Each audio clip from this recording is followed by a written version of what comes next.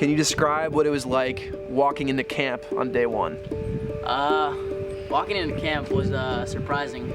I didn't expect to be such a thick jungle. It was mind-boggling first time I saw it. It actually looks like we're at Jurassic Park, because we are. And I mean just beautiful. The top house when you get there overlooks all the mountain ranges, and you can actually see off in the distance, you can see the mountains along the coast and then the ocean.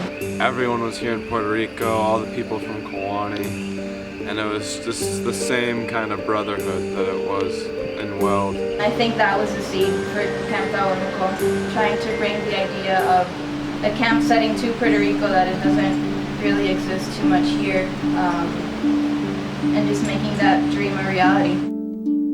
So pretty early on when we got here, we made sure that we wanted to help start making the camp. That day I was at the railing job, and it was really fun building it, just putting it together and seeing the final just come together. I haven't really watched the movie after tonight. The compost areas were a lot of fun. Learned a lot there, built a couple. Definitely different than the fort, but still pretty good. I enjoyed it. Well, we have the glorieta, or the gazebo, terrace, deck, activity center. So a little bit of combination between all of these. It serves every single one of those purposes. But we have the fireplace, which we have like the beautiful little ceremonies which unites us around the fire. We have our tent city, where all the actual campers were stationed at. And then the wonderful kitchen / chill out area. We called it the aguacate, which means it's like avocado, because it's kind of like a dome, and that's where we did most of our activities. We had all our meals there. It was pretty cool because we're just living in tents. We have like barely any electricity. We just run off a generator. The running water is like gravity fed from like a spring or something.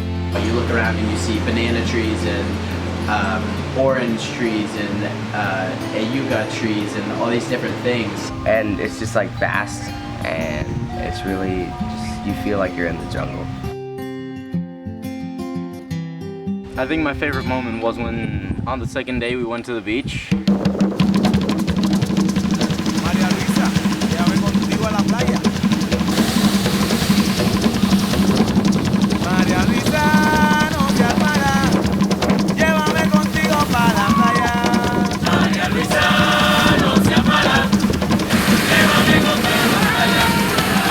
Luisa, no seas mala, llévame contigo para la playa. ¡Sabor!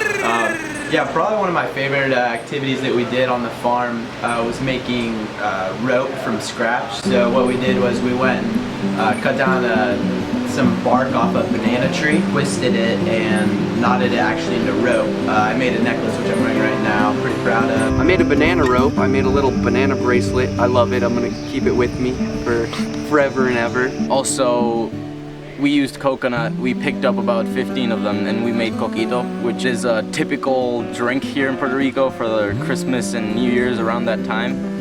It's a lot like Kawani, where you're never not doing anything. You're always doing something. They always have something planned for you, and if not, it's because you're tired from doing all this stuff and you need to take a nap.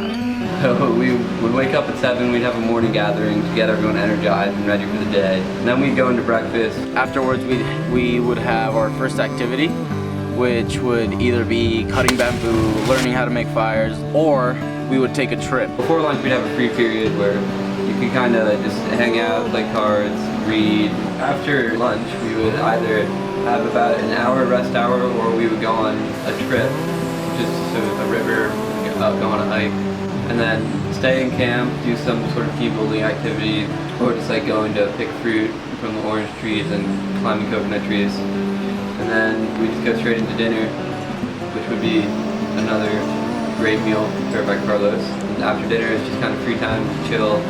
We've made some bonfires at night, and we'd hang out there for a while, just talk, and then you'd end up going to bed around 10 and 11.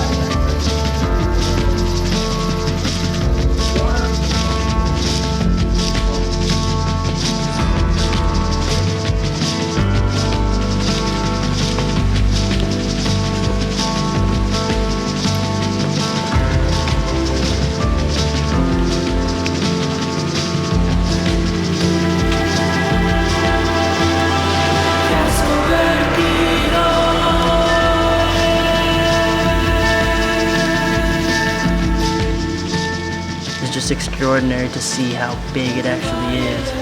And then once you actually walk into it, it's like 10 times bigger than even you thought. And you can just imagine, like, my ancient ancestors, just rituals here. You can see that happening. And it's something I'm not gonna forget. There's one part you could look over, it was almost like a balcony, and you could look down and see water. And then, not even an hour later, we were swimming in that same water, playing around. And it was amazing to go from something so silent and peaceful to us just fooling around.